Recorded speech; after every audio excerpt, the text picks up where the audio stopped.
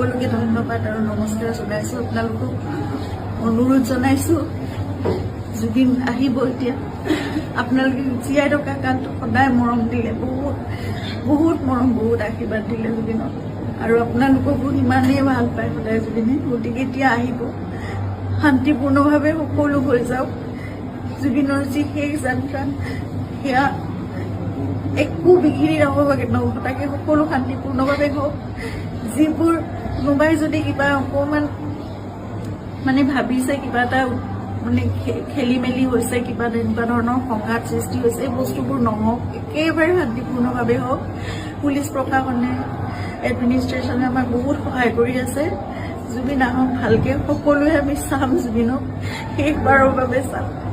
আৰু জুবিনৰ লগত আমাৰ নিজৰ ভাইৰ নিচিনা চিন্তাৰ সদায় আৰম্ভণিৰ পৰা 2020 চনত আপোনালোকে জানে, যেতিয়া খুব ডাঙৰ এটা মেচিভ এটেক হৈছিলে চিজাৰ, সেইখিনি সময়ত আমি ইয়াত ট্ৰিটমেণ্ট কৰি আকৌ বম্বে লৈ যাব লগা হৈছিল। কোভিড আহি সকলো বন্ধ, নিজৰ জীৱনকো বিপন্ন কৰি বাহিৰলৈ ওলাই খোৱা বস্তুৰ যোগানৰ পৰা আদি কৰি সকলো বস্তু চিন্তাতে কৰিছিল। তেনেকৈ ভাল কৰি জুবিনক আমি কোভিডৰ এই লকডাউনৰ মাজতো বাছেৰে ঘূৰাই আনিছিল।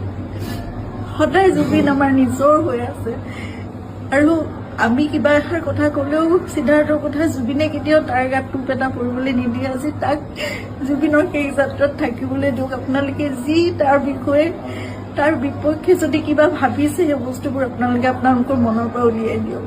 সকলো থাকক একেলগে, আমাৰ পৰিয়ালটো একেলগে থাকক, আমাৰ নিজৰ মানুহবোৰ। কাৰণ মই জানো কাইলৈ মোক সিদ্ধাৰ্থৰ ছাপোৰ্ট লাগিব, সি মোৰ কাষত নাথাকিলে মই একো কৰিব নোৱাৰিম।